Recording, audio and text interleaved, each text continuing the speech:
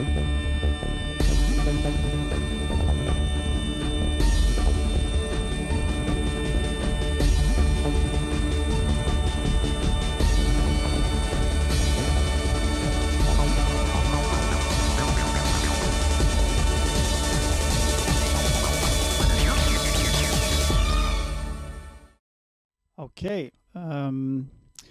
Hi there.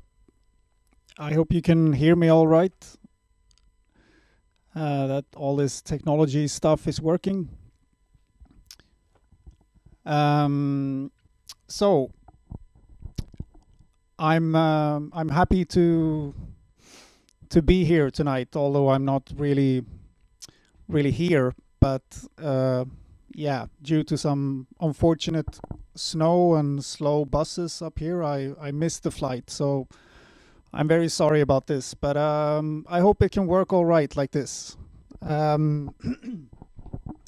So my name is Anders. Under the name Goto80, I've been doing chip music in the scene for I guess since the mid 90s. Nowadays, I also do a lot of live performances and various artworks for for exhibitions and stuff. And I've also, for the past 10 years or so, I've been spending quite a lot of time on researching chip music and the demo scene and ASCII art, researching in the sense of writing academic papers and things like this. So so I'm going to talk about chip music for the next hour or so. And if you have any questions, please tell the organizers and I will try to answer them as quickly as possible. But I will also try to leave, 5 or 10 minutes at the end for questions. I think that might make the most sense during these circumstances. Okay, so what is chip music then? I think one very sort of basic way of defining it is that it's music made with computers and consoles from the 80s, or music that uses similar sounds to these technologies. It's a very sort of multifaceted genre. I mean that even though it's very specific in the sound, it's very wide in the style. It can be very very soothing and calming, kind of new age ambient things, or it can be, happy pop music, or it can just be pure violent breakcore punk noise stuff as well. So in that sense, it's perhaps not really a genre at all, some people would say, but I still prefer to call it a genre, just to keep things a bit simple. And for me, one of the things that fascinates me about this is that it is some kind of craftsmanship. Like it requires a lot of knowledge about the platforms that you're using. At least if you're, using the original platforms. They're, I mean. You can't just start with knowing nothing and making it work. At least you become a better chip musician if you know the materials that you're working with, just like in other types of crafts. So that means that you sort of you come close to the machine, and you are sort of, you have to adapt your aesthetics and thinking to the features of the machine, which I think this is very fascinating, how this is a dialogue between the musician and the machine. And something that I call maximalism is, I think, very defining for chip music as well. So it's the opposite of minimalism, meaning that in a lot of chip music, people are trying to put as much sound as possible into the song. So there are very few moments of silence. There's just as much as possible going on. And I think this is also, it also comes from the demo scene. Like, you want to flex your skills and show that, yeah, I can play all these sounds, at the same time almost. And you want to, you want to brag and show your skills, basically. And this lives on still today, even if it's not in the demo scene. It's part of the aesthetics of chip music. But let's go back in time. Let's go to the 1950s, when computers were pretty much brand new, and it was mostly militaries and universities and big corporations who had access to computers. And at this time, computers were pretty amazing. They were new machines that were sort of part of this big tendency in at least in Western societies, to like make progress and make amazing things. And so when people started to make computer music, it became part of this way of thinking about things. So computers were to be,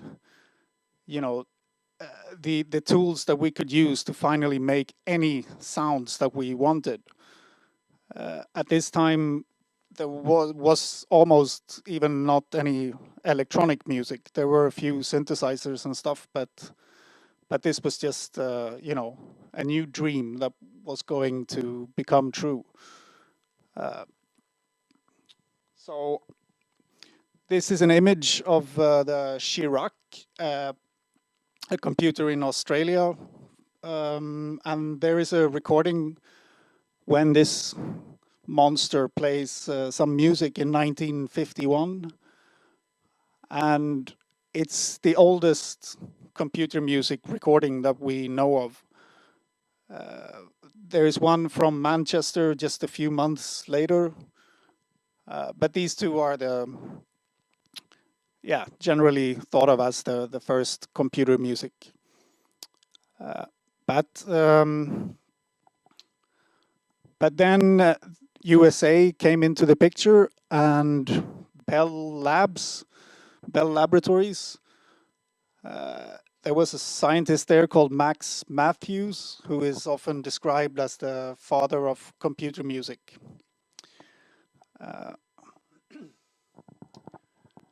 And here we have him on the right. Max Matthews developed a music software called Music IV, and this software was it basically laid the grounds for most of the mainstream music software that we see today, with MIDI sequencers and how you draw blocks and extend the blocks to make the sound go longer, for example. And so in 1965, this guy on the left, William, he made a graphic interface for the music software. And yeah, this software was called Graphic One. Amazing name. But yeah, so you could draw the sounds and draw the music arrangements on the screen with a light pen. And this, imagine this in the 60s. It's pure science fiction. It's really like this amazing possibilities. Now we can do everything. That was kind of the the future that they had in mind. And it's also interesting, I think, that this this style of music software, which is so mainstream today, is different from what chip musicians use, because we use trackers, and that's a different paradigm than what Max Matthews invented. Okay, but so then after this, in the 1970s, computer music was still not very, well known, not very popular. People were still a bit kind of scared of computers and electronic sounds in general.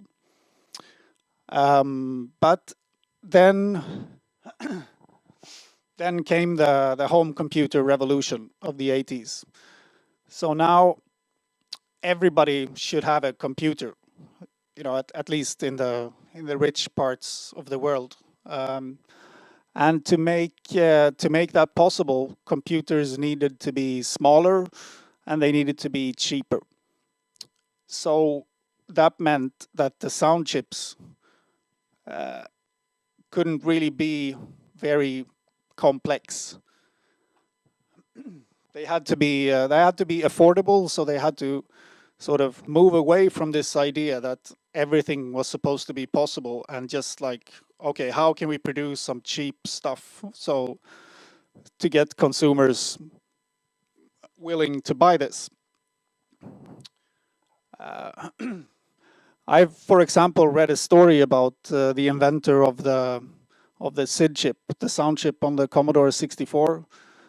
He wanted the SID chip to have 16 voices, so that you could play 16 sounds at the same time. But there wasn't time or money to make this possible, so it ended up just having 3, like many other sound chips.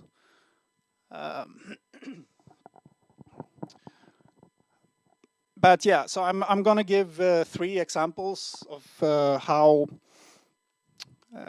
how these sound chips were made cheap, so to say.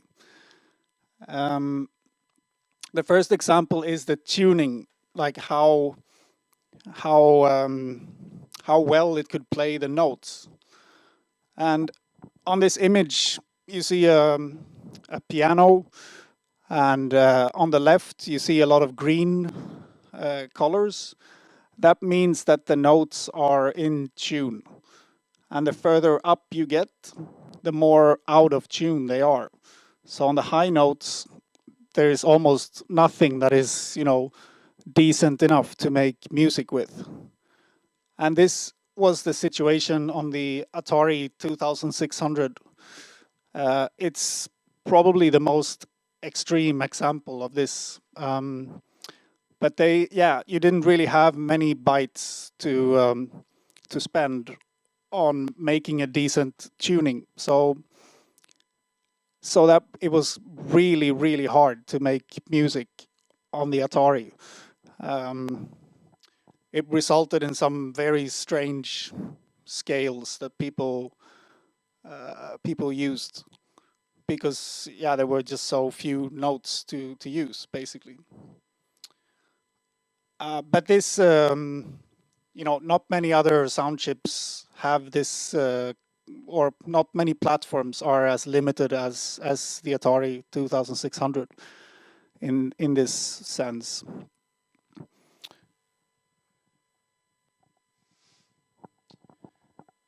The sound chips also had,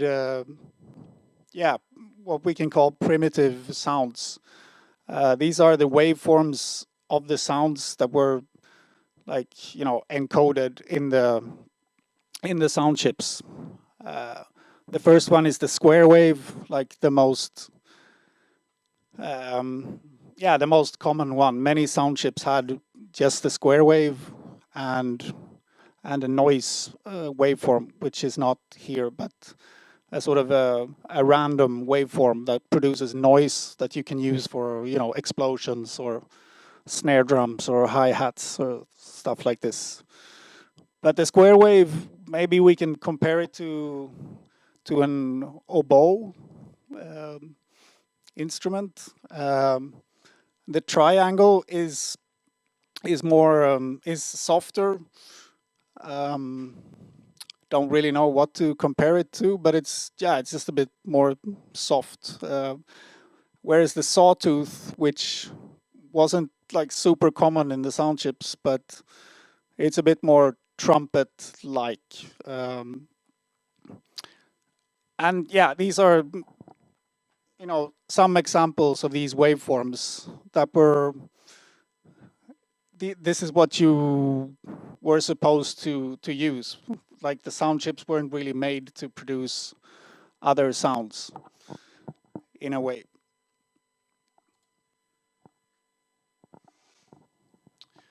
But okay, let's see these waveforms in action. I'm going to show you a song by Rob Hubbard, this legendary C64 composer. We can see here the three voices of the C64. So at the top you can see a square-ish waveform. This is kind of a modulated square wave. You will see how it moves and how it changes a bit in its character. It's the lead sound that you see up there in the first one.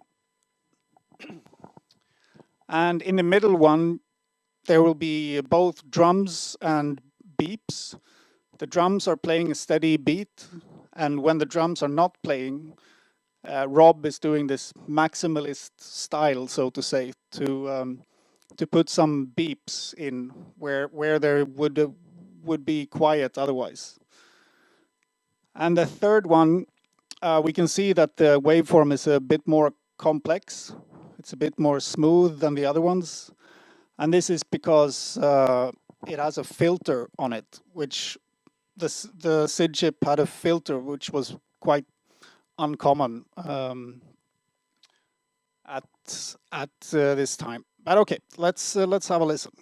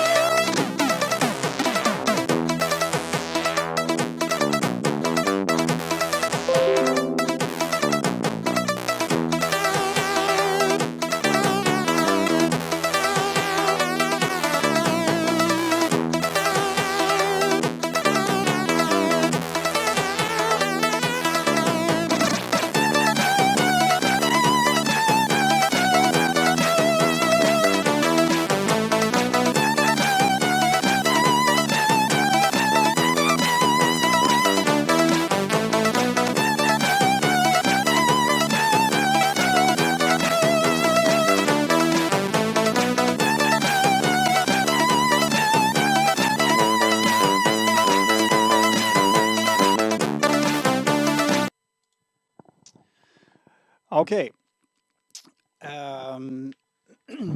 Yeah, so this was just one example of, you know, many amazing game soundtracks from the 80s made with these sound chips. And I guess it was kind of a golden era for chip music for many people anyway. But yeah, since these platforms faded away in the 90s, and there were new platforms that could use sampled sounds instead, so you could have any sound you could sample into the machine again. So in the 90s, you know, generally speaking, chip music disappears from games. And once again, you get this kind of idea that, okay, yeah, now everything is possible again. Now I can sample any sound that I want. And then you also in the 90s got this kind of fascination with virtual reality and cyberspace and yeah, networked communications, the internet and so on. So yeah, not so much chip music in the game industry, but it was elsewhere that chip music developed, and you all know where, I guess. Yeah, I mean, this is the slide where I explain what the demo scene is, but I'm not gonna do that here. I mean, let's just say that, yeah, these teenagers in the demo scene, they were the ones who developed trackers to become, you know, the main standard of chip music. And for many people, this is the first tracker, the ultimate sound tracker by Karsten Obarski. He made this at the age of 22 and tried to sell it, but I as far as I know, it didn't really sell very well. But anyway, so in this tracker you could use samples, and you had 4 voices, so you could play four sounds at the same time, which you can see there in the picture. He yeah, he was helpful to write, like, yeah, you can do the melody in the first one and the accompany stuff in the second, and so on. But yeah, that was just a suggestion from his side.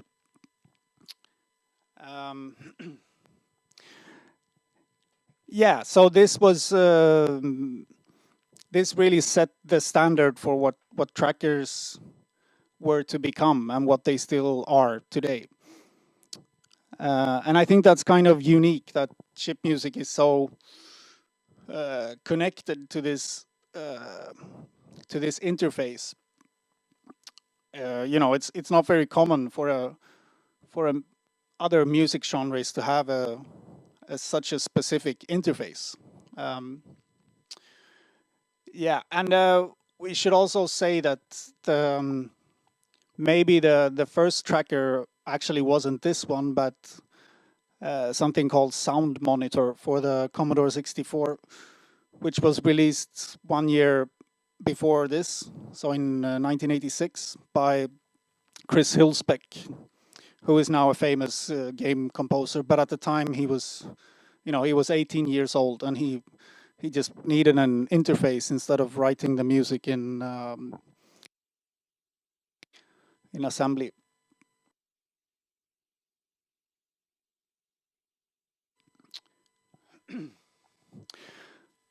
But yeah, so also the Karsten was hoping for, but it was hacked by other teenagers and released for free under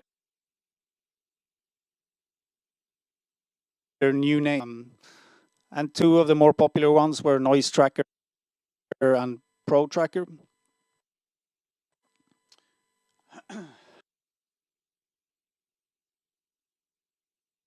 And so you could have any sounds you wanted, but it quickly became popular to instead use the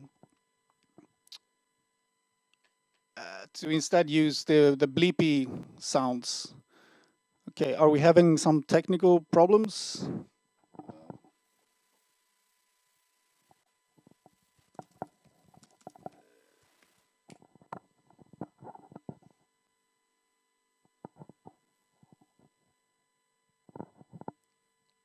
Okay, so you can hear me. Okay, sorry about that. Yeah, so you could use samples and you could have any sounds you wanted, but it quickly became popular to instead just try to sort of sound like, you know, the sound chips of the 80s instead. um, and in particular the Commodore 64. And so there was this technique to take, if you had a long sample of, say, a trumpet or something, and you would cut almost all of it and just loop a tiny section of the sample, and you would get a beepy sound that sounds similar, or could sound similar to the sound chips of the 80s. And these the songs that were made with this technique, they were called Chipmodules. And this is basically what the term chip music referred to in the 90s. As far as I've been able to tell, or what I remember, you didn't really call a Spectrum song, you didn't really call that a chip tune, because it was more like a Spectrum song, or the C64 songs was a C64 song. Wasn't really any point in calling it chip music, I guess. So, so chip music basically was a sample-based music made in these mod formats. It was often, a bit sort of nostalgic or romantic for the Commodore 64 and the game soundtracks. Since it used so small samples, it had a really small file size, and it was also, you could say that it was open source, because to distribute these songs, you distributed them as mod files, as we probably know. And one of the first people to do Chipmodules was Format, who made that in 1989. But I think many of you have already heard those songs, so I'm gonna play a song by my neighbor at the time. Actually, I was too young to sort of be involved in the early 90s, but my neighbor was Dus of TRSI, and he made these kind of chip modules, very early as well. So I think this song, is from 91. And yeah, also note this kind of maximalism, that it's almost full of notes everywhere.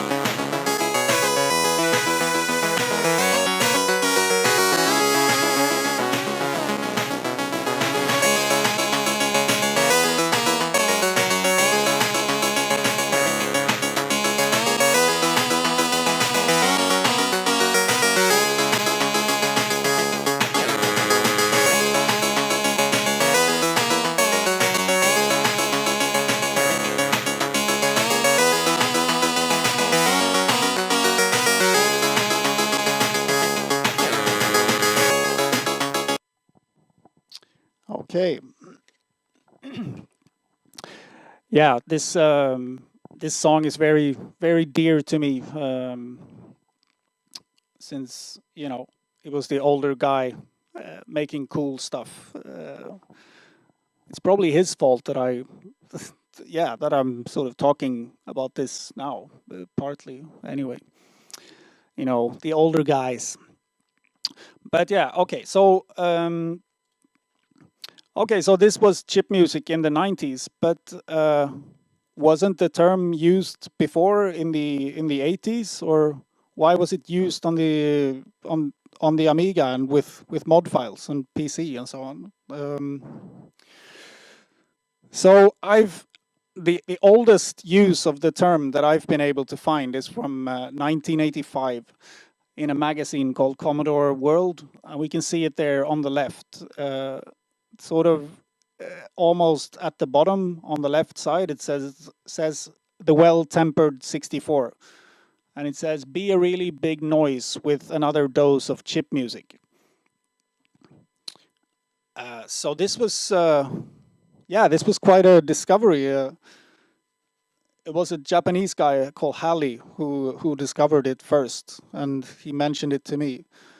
And I got in touch with the guy who wrote it and asked him, like, yeah, here's something you wrote 30 years ago. Tell me all about it. But yeah, he didn't remember so much, of course.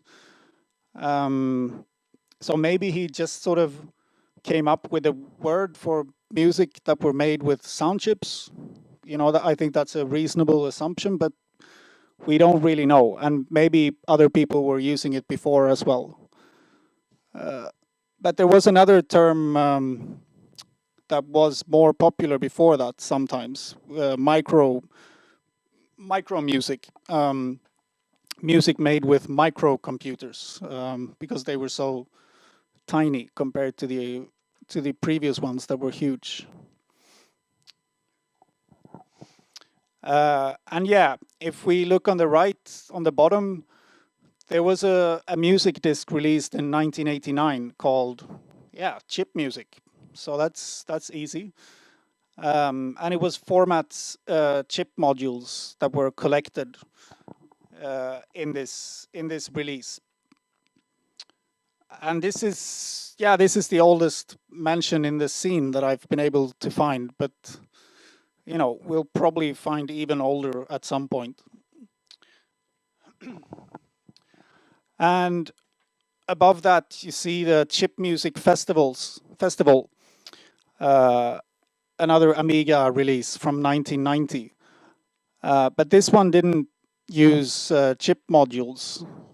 It used, what we can call like synthetic songs, made in trackers that tried to sort of mimic the sounds really of the Commodore 64. So you didn't really use samples. I mean, it was samples since it's the Amiga, but you tried to sort of pretend that you didn't use samples. And these songs have a really, really particular sound, at least to me. They're quite special. So these were also called chip music. And I think this is perhaps why the term became so popular on the Amiga, because there was a need to separate these kind of chip modules and the synthetic songs from the songs that were using, you know, heavier samples and stuff. There was a practical need to be able to talk about these two different types of music. But so as I said, it was mostly chip modules throughout the 90s. But in 1999, something happened that would start to change this. This was the year that micromusic.net was launched. It was a web community, and with sort of regularly organized parties and stuff. It wasn't just an online community, so to say. And this was launched as, like a community for people who enjoyed making music and having fun, with old technologies, not just computers and not just chip music, but like Casio keyboards and circuit bending toys, and yeah, just having kind of fun with it, making playful and stupid music. And because at the time this was not really the case with electronic music. You had to be kind of serious, you know, and techno, drum and bass, and you know, be very serious and dark. So this was kind of a reaction to that, and it was also a reaction to, you know, having to use all these complicated synthesizers and sequencers that just had so many options, and the micro music just wanted to scale that down and keep it simple. And I'm gonna play one example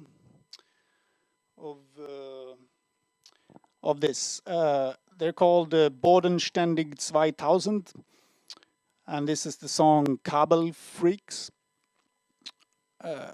made on Atari and with vocals.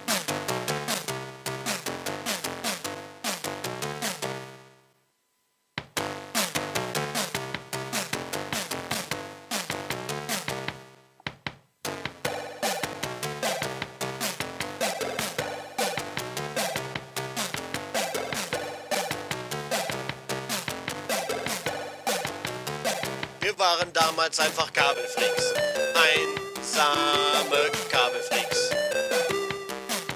Das Löten war uns ein Gewinn. Löten statt Töten, Cyberspace statt Leberkäse. Das Löten gab uns einen Hit. Soll das gut gehen? Nö. Welche nannten uns gar Cyberpunks, obwohl's die gar nicht gibt. Unser Isolierband war schwarz-gelb. Silizium haben wir gesiebt. Okay. Yeah, it's a good one. I like that one. This album was released on the label Reflex, which was launched by Aphex Twin back in the days.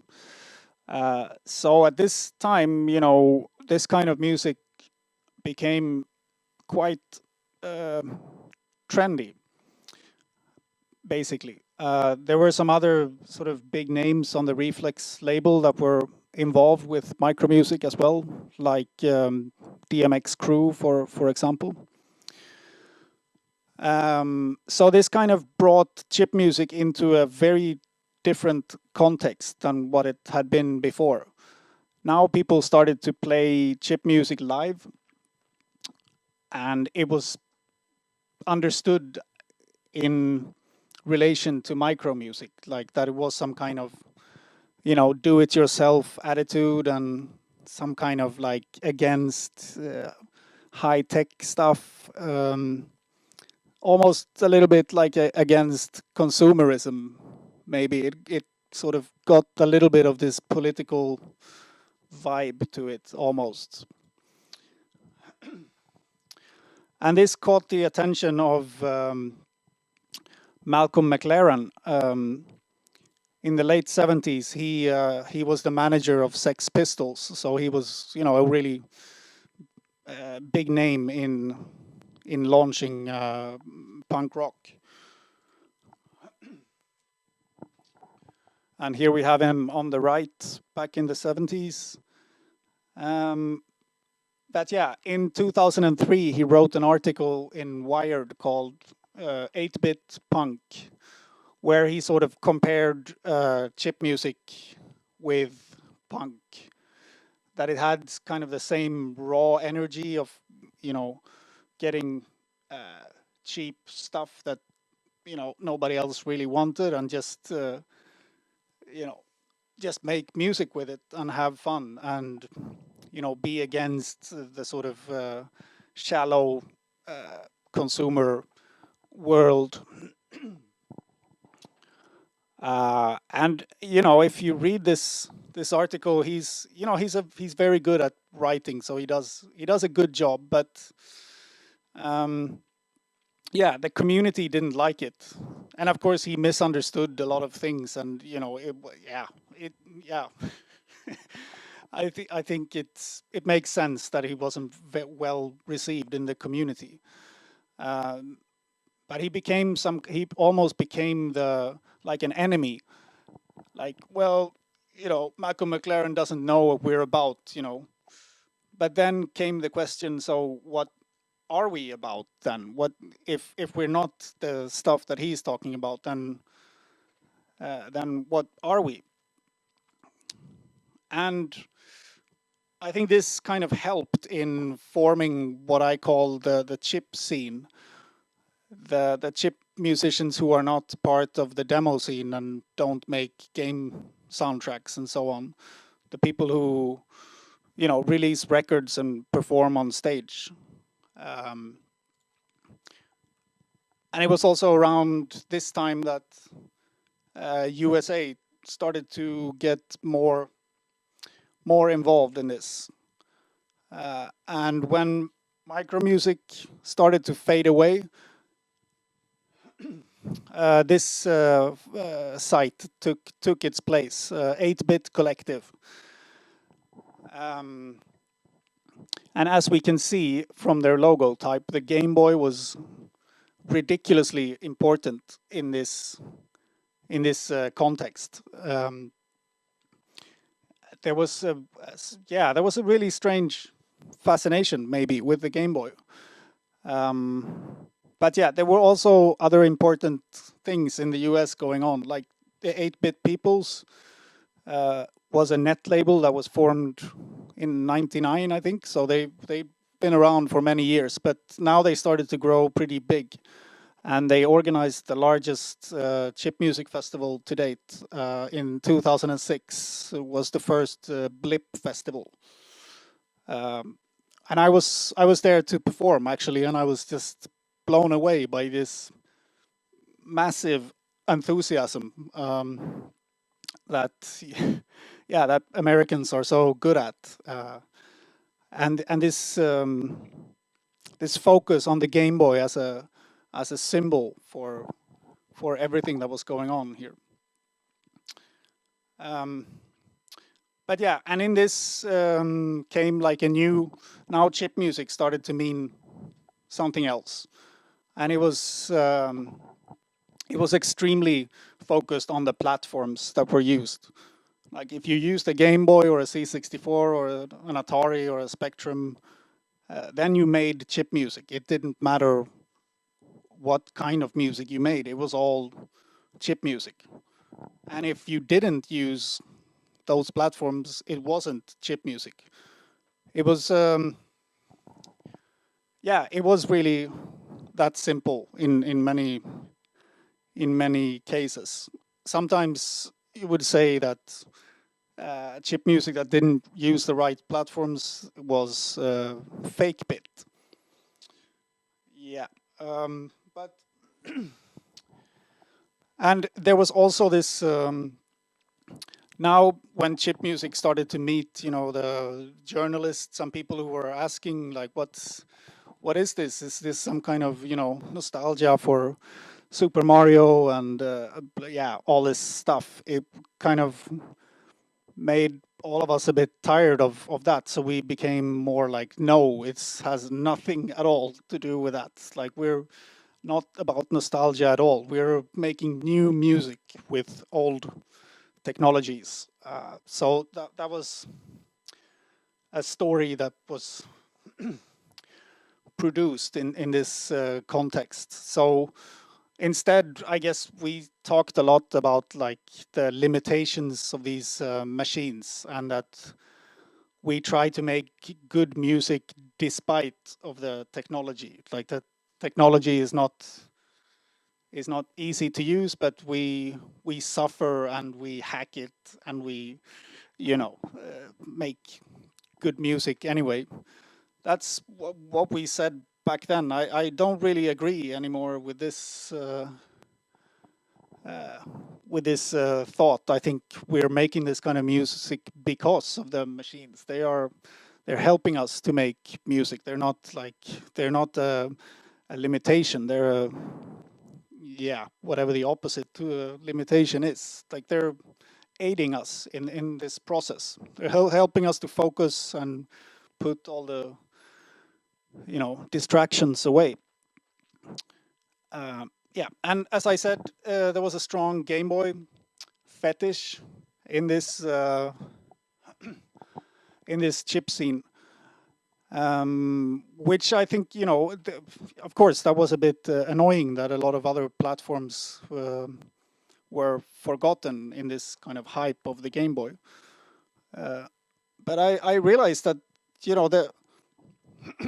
in the early 2000s there wasn't really any great ways of making music on the bus or something. The Game Boy with either LSDJ or Nano Loop was a really great portable music sequencer.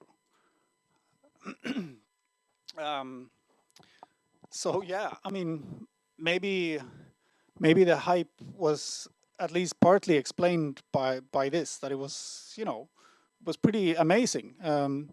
The guy who made LSDJ, for example, is one of the most famous trackers. He made it because he was so bored on the bus when he was going to work, so he needed something to do. So he made a Game Boy tracker.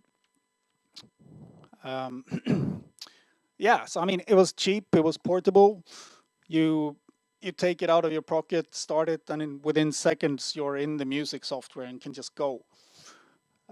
It doesn't try to be universal. It just sort of focuses on what it can do and tries to give you as much control as possible and to make it easy to work with, which was quite hard given the that you only have a few buttons and a tiny screen.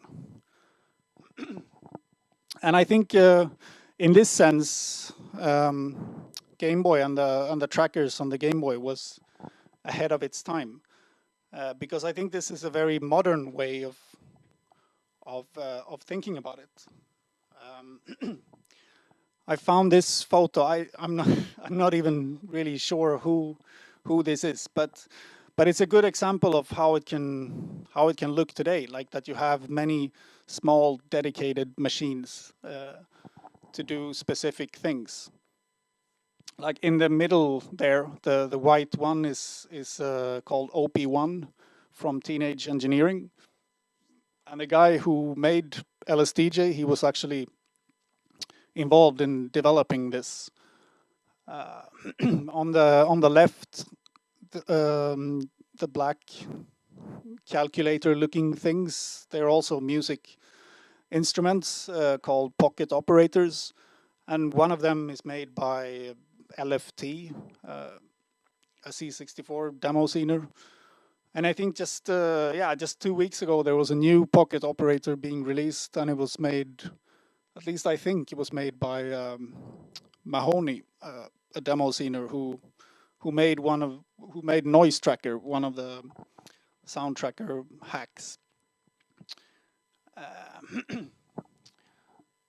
So yeah, I think in some ways, electronic music has caught up with chip music, maybe, at least the Game Boy.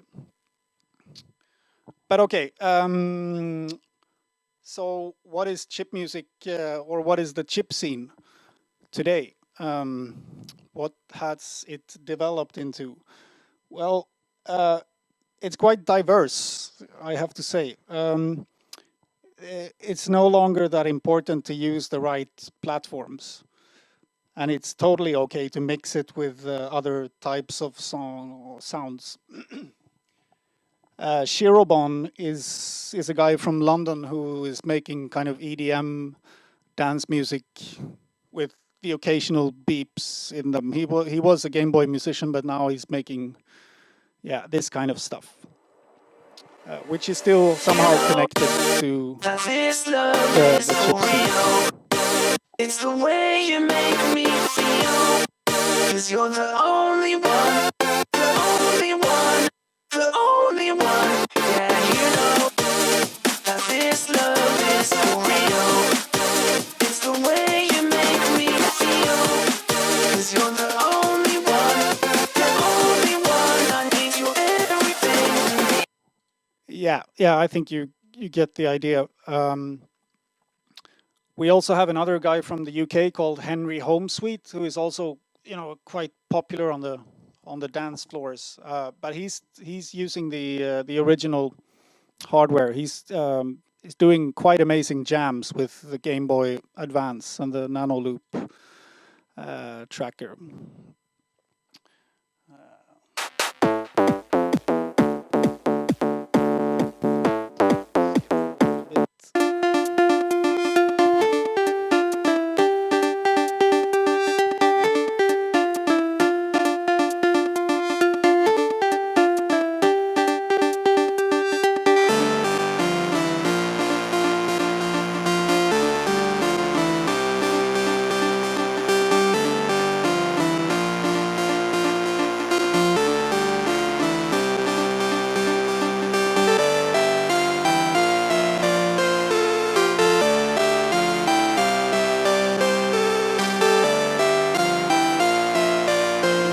I'm gonna stop it there. I want to show you this guy who lives in Spain called Mineo as well. He's like a crazy performer, and he always gets naked and makes extremely good shows. And he uses the Game Boy in a very sort of live instrument way. I'll just play a little bit of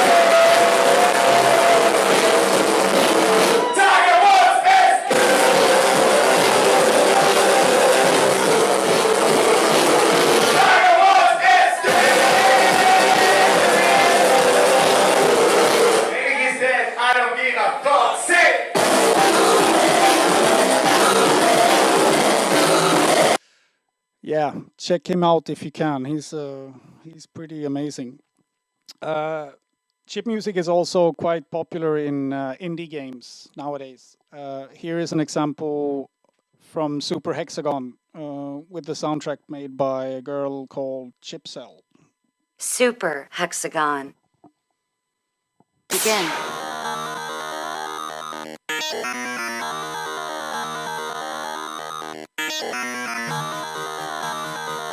Line.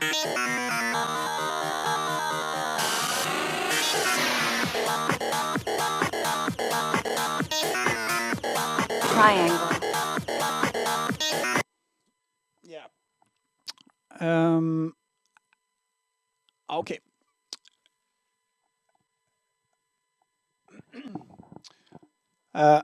I have this picture just to show. I went to a festival in the US where, and it really dawned on me like how different the chip scene is now. The music wasn't really chip music. They didn't really use chip platforms, but there was a really strong sense of community. That was like a really key aspect to this. And this was just the week after Trump had been elected, and so everybody was really angry and upset, and here they're just screaming obscene things into the microphone. The community is perhaps the main thing about the chip scene nowadays. But of course, there's a lot of developments going on elsewhere. Mahoney, again, he's doing crazy good experiments with the sound on the C64.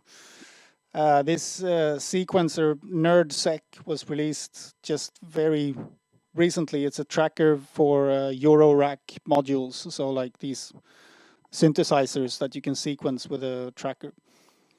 And if you haven't seen the Chipophone, you should check it out. It was LFT who modified an organ into becoming a full-fledged chip music live instrument. Really cool.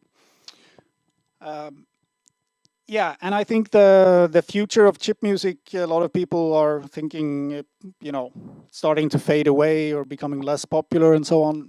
Yeah, it is, but I think as long as there will be digital technologies, there will be people who are interested in making music with the sort of most primitive form of digital technologies, and then you pretty much end up with chip music, I guess. So,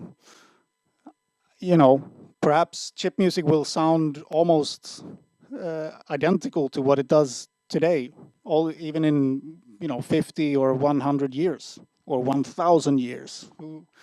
Who knows? But okay, I'm gonna stop here, and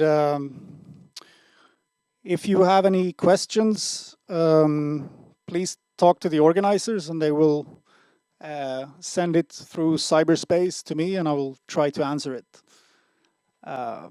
Thank you very much.